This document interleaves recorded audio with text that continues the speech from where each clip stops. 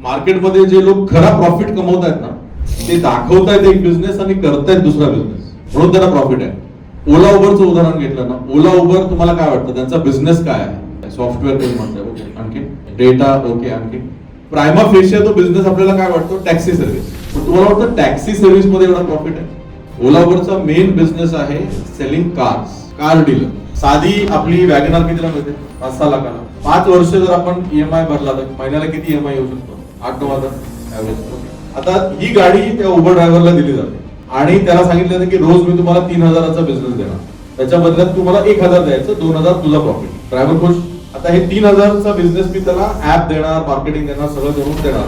आता रोज 1,000 मला द्या, म्हणजे महिन्याला किती द्यायचे?